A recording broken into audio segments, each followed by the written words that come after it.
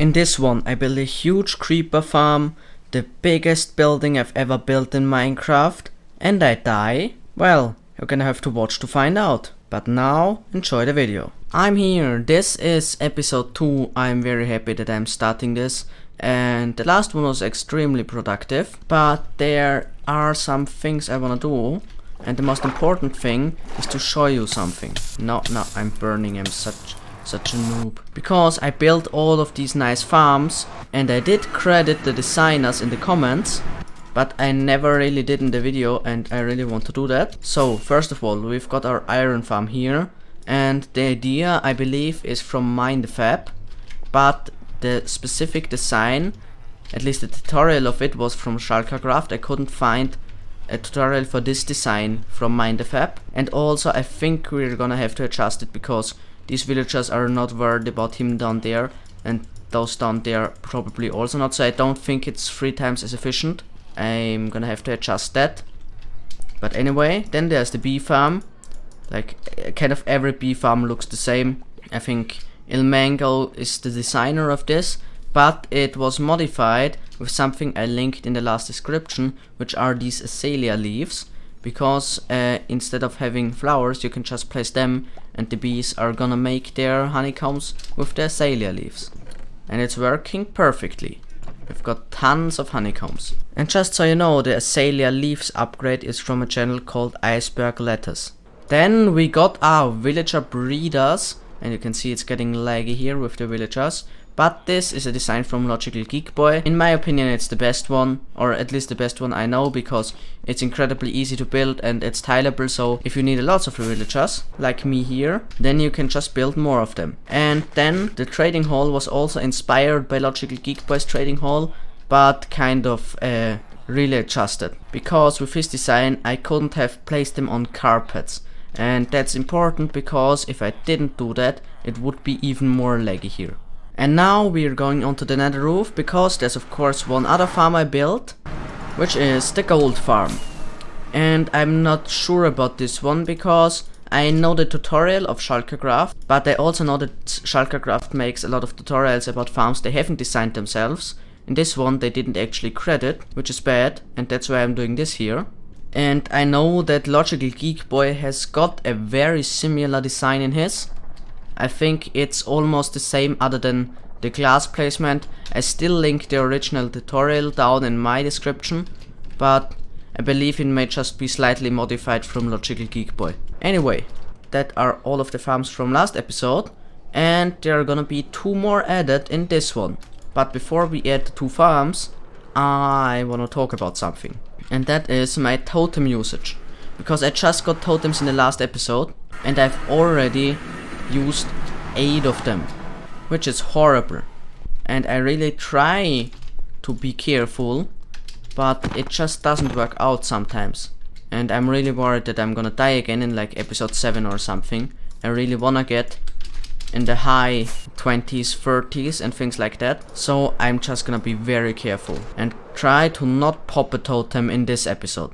But now we're back home, and I'm just gonna run back to our bucket list and realize that I need to get signs. So I will enter in the window, grab some signs, try to parkour out here, build myself out here, place the signs. And now I'm gonna have to take some more down, because we've got 2 goals in this episode. Actually, maybe, I think we've got 4 goals. So let's start. We need to build a giant creeper farm. And giant means I'm gonna build the Logical Geek Boy design, but modified, not like in Minecraft Ultimate by me so that it doesn't work, but by someone who knows what he's doing. And that 9 times. Then I gotta decorate the creeper farm. The second farm I have to build is a flying machine farm. Now specifically, I'm gonna start with a sugarcane farm. But I plan on just building a giant flying machine farm where everything that you can farm with flying machines is getting farmed. There's way too much farm in there. Anyway, if there are some other plants and things you can get with that, then I'm also gonna use those. If I've already got them, I'm not gonna go through the trouble of getting things I don't actually need at the moment. And I think I'm gonna use a design that doesn't break when I unload it. Or I will have to, because otherwise it's kind of useless. So I hope that's actually possible. And then of course we also have to decorate the flying machine farm. That was kind of obvious that that was gonna come. So to start, I'm gonna get tons of materials and then build one module, multiply that by 8 and get the rest that I don't have already. So it's now day 307 if you calculate it like me, and you can see I set up the second beacon I got in the last episode here. I've got tons of iron blocks of course to do it because of my iron farm, and I took down a good portion of this pillar already, not everything now but a lot of it. And yeah, I'm just gonna tell you, mining obsidian for 20 minutes straight isn't fun, not even with haste. Ah no, I looked at one again. Anyway, I've got nearly all of the resources. I think I only need some minecarts and some rails to get all of the creeper drops, and one other thing, which is tons of glass. I could also use another block I believe, but I'm gonna use glass, and I need like 48 stacks of it. In total I need 2 shulker boxes, but I've already got a few stacks, and I'm gonna get 24 stacks with villagers and 24 stacks with mining and smelting, and I'm gonna see which is faster. And now I'm here in the desert, and I think the time is gonna start when I break the first sand block, but let's start. And just to tell you something at the start, I think getting the sand is gonna be pretty quick. The problem may just be to smelt everything. I think that would be the reason for villagers to win, because if I just got glass here, I would definitely be faster when mining it. Honestly, I've got no idea how fast or slow I am, not just because I don't know the time, but also because I haven't traded with villagers now. But my inventory is now full at least. I've got 12 stacks there and I need another 12. So I need 2 inventories currently. Ha! Ha! 12 stacks. Yeah, I reckon I've mined enough. I think I've actually overmined.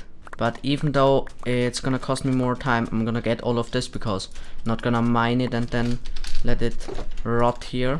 Yeah, I've got more than I need. But now I can fly home as fast as possible and smelt all of it. And now I have to go up, fill all of the furnaces, and when that's done I gotta grab all of the coal and fill it with coal. And now it's all filled with coal and I kinda just gotta wait. And now I've kind of done everything productive I can, and I think it's time to refill everything. And I thought I was gonna watch some videos while the sand is smelting, but I feel like I could harvest my fields, and I don't think that's how you pronounce harvest. Harvest? Harvest. I feel like it's somewhere in the middle. I have to harvest my fields. I think that's it. And now I'm done harvesting and I don't have to wait for so long anymore. Come on, you're the last piece. Oh, some of them are done. And now the actual last pieces. Yes, few seconds. Then I got it.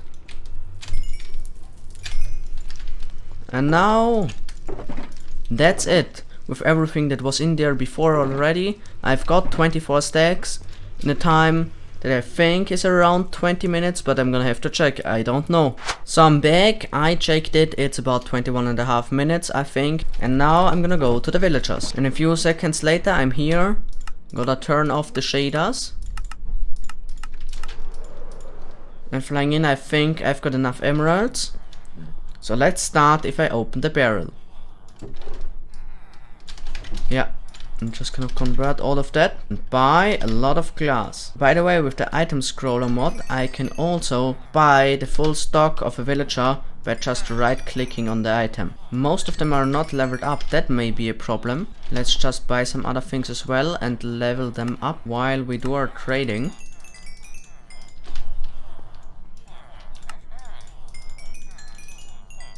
But if I still do it faster than with the sand now, then it's really way better because I've got nearly no villagers that sell it. I have to upgrade all of them. So all of them that are easily upgradable should be at their second stage at least. And if they sell either lanterns or books, then I will easily be able to upgrade them to the glass stage. I think I'm gonna have to make a normal axe that's not silk touch. But luckily there are some villagers selling axes, so I'm just gonna buy it from them. There. Iron eggs. Thank you. But I think I'm doing quite good so far. I've already got most of the glass. And I'm gonna have enough very soon. And now I've bought a lot more. And I believe I should actually already have enough. So let's get my empty shulker box here. And if I put all of it in there. It is at over 24 stacks. And that was in like 10 minutes. And when the villagers are actually properly set up in the future, it's gonna be like 7 minutes. So it's fair to say the villagers are way better for getting glass. And I'm now here after collecting all of the resources, and you'll be able to spot that I'm standing in the middle of the air. And that's because I'm gonna build my farm in a square from here to this other block there. It's a 50 by 50 block square, and I'm gonna build the first of 9 modules today. But you are just gonna see a time lapse that's about 15 seconds long, because there's gonna be a lot more interesting stuff happening in this episode than building a little module of a farm, especially the decorating. I hope that's gonna be good. And it did in fact turn out to be exceptional. But now let's first get to this time lapse.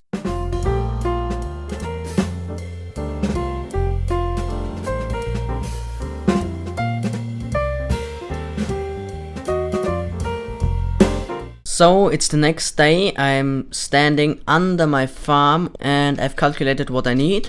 I've got most of the resources, but there are 2 things I need loads of, or no, 3 things. I need loads more stone, definitely, maybe 1 or 2 shulker boxes should be enough. I think I'm gonna just get 2 shulker boxes. And then I need in total 4 shulker boxes of trapdoors. So I'm gonna get lots of trees. And then I also need tons of glass.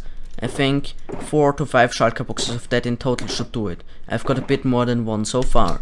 So I guess it's gonna be about 10 days to get the resources. And then I can build the farm. So I thought it was a good time to repair my axe now because of its nicely low durability. And you see I've set up a beacon here, but we're gonna come to that later. Because now I wanna show you how to use the safest ender ever. Or is it? And you already know from one episode how I get here, you know, I fly here. I can then go down here, which takes some time, but I'm happy to have a safe way here. Then I open these trapdoors and get myself a boat, and that's then placed.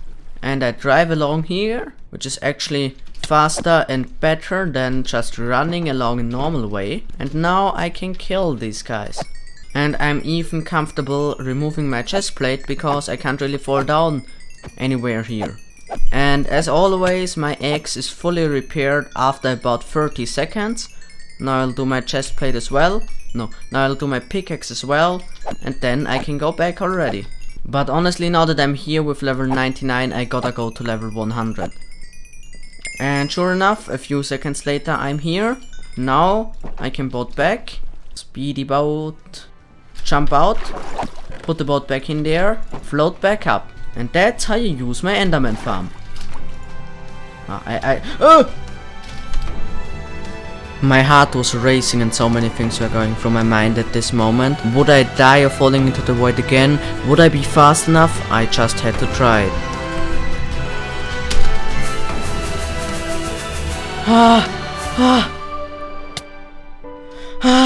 I'm so bad. I'm gonna build a tunnel. It goes from there to my platform. Because that's not happening again to me. I swear. I'm just gonna take down Endstone right now and build that tunnel. And I'm never gonna say again that I'm comfortable taking off my elytra in the end. I'm such an idiot.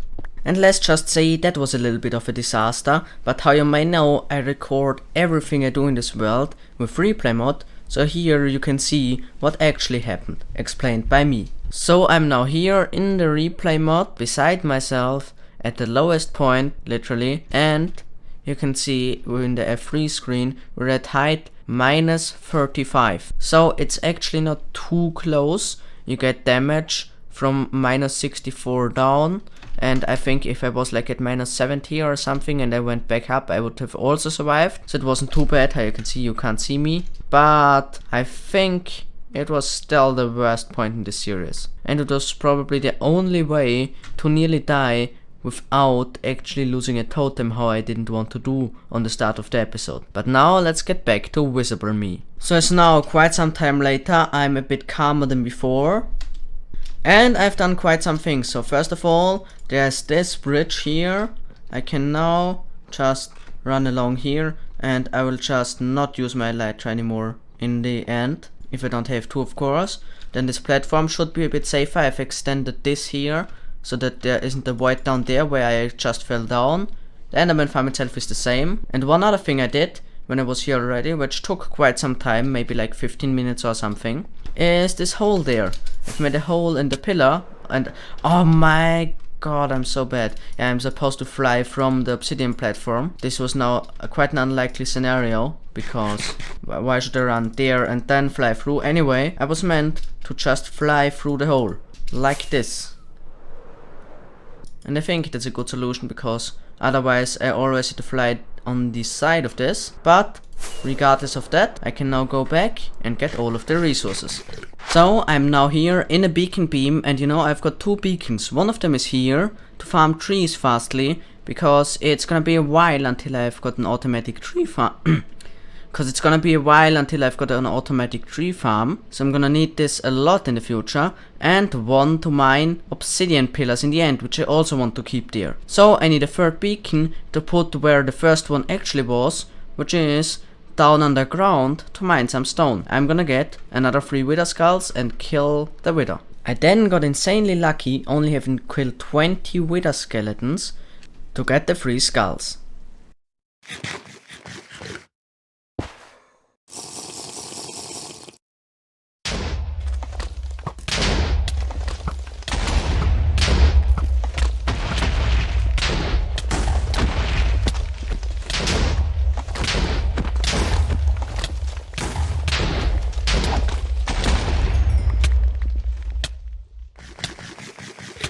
So as the sun sets on day 329, I'm done, and it certainly did take more than 10 days. It was about 15 or something, I think. But I'm now done, and now in the next 20 days or so, I should be able to build this farm. So now, let's start the super fast time lapse.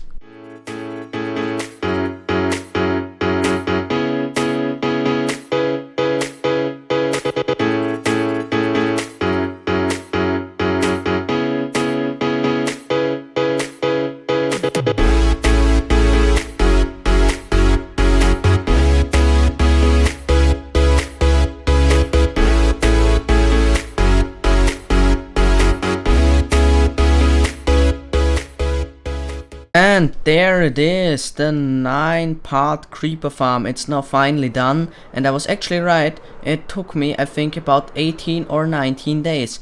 So for once, I didn't underestimate the time it would take me to do something. But, on the other hand, I vastly underestimated the time it would take me to design a build, because it's like 4 or 5 days after the last clip, and I've been designing a build for 32 hours. And I've got exciting news for you, because this is gonna be way bigger and something way different than expected before. In fact, it's gonna be the biggest build I've ever completed in my life. If I don't die in the process, of course. But it's now finally done. I downloaded Mathematica. I've got a list of all the materials. I need over 50,000 blocks.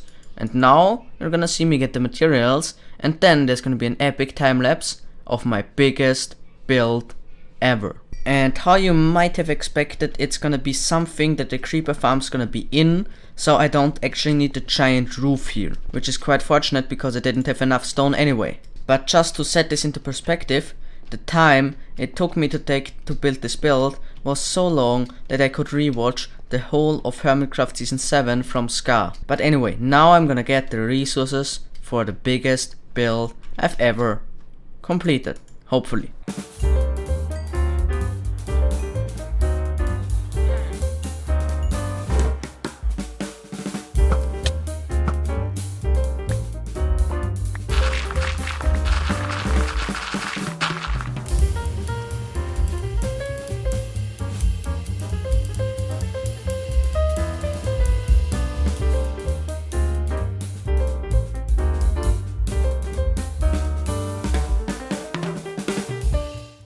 So, it's day 433. I've stopped subtracting the days that I was AFK, but I'm still gonna count them. So I was AFK for 12 days in total, and I've got a gigantic pile of resources, how you can see. Tons of all sorts of stuff that I will need for that build. It's gonna be absolutely gigantic, and I hope that in about the next 15 or 16 hours I should be able to finish it. Then I'd be able to get the video out on Sunday where it's supposed to go out. Well, that didn't really work out, did it? So, as I've been watching a ton of Scar videos in the last few days, I would say let's hit super fast build mode.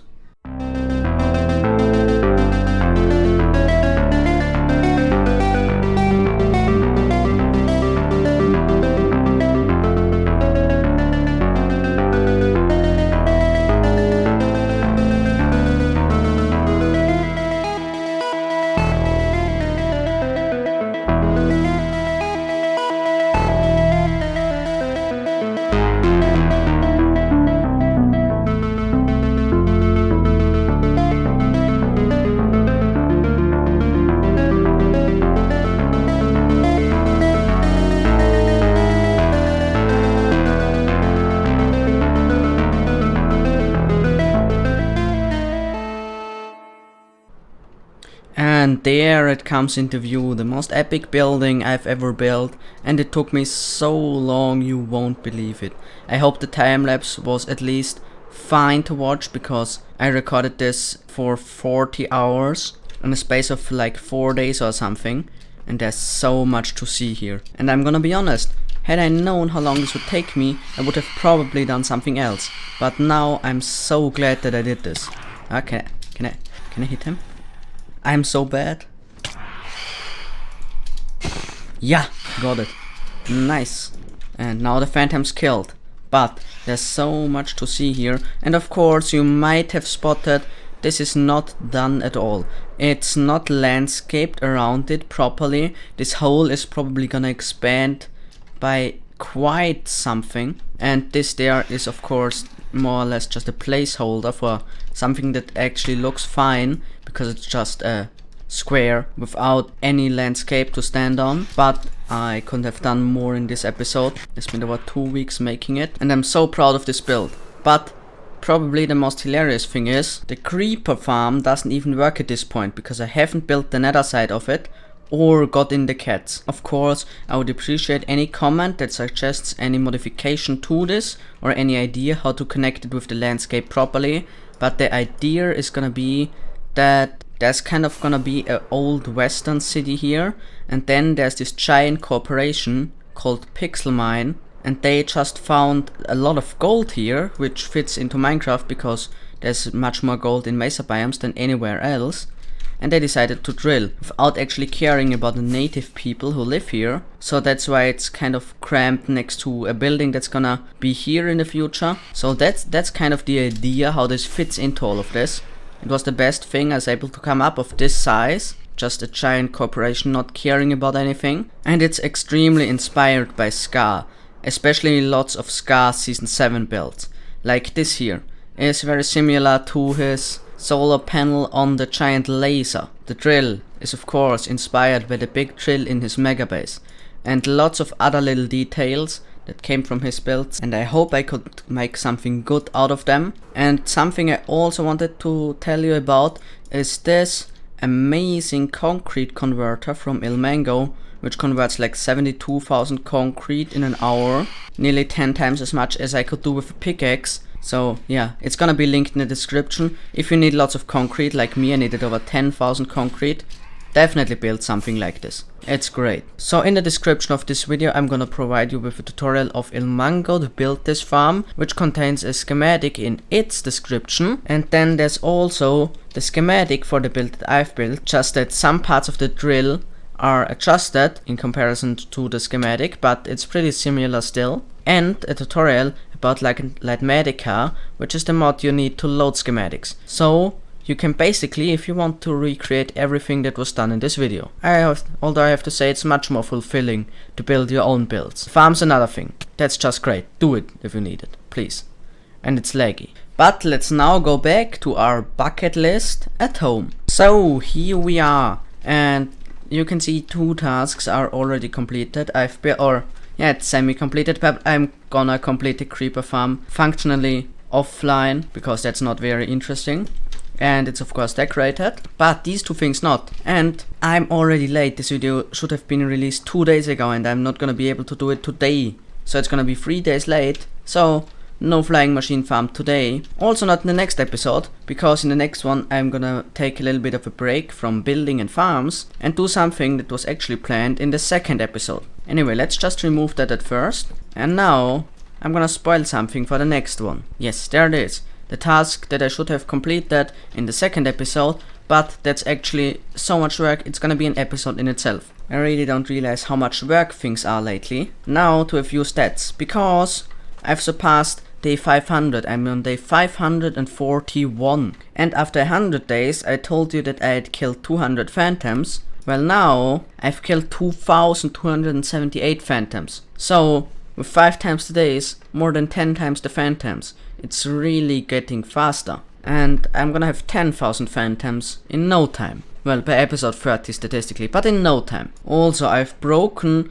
200,000 blocks, which is quite a lot for episode 3. And the day count in real life time are more than 7.5 days, or about 180 hours. But with that, I hope you enjoyed this episode. It was a ton of work. I'm very proud of the biggest build I've ever actually completed. There were bigger ones I had started, but I didn't ever complete them. In around 7 to 10 days, you should be able to expect the next episode where I get really good. And now, I'm done.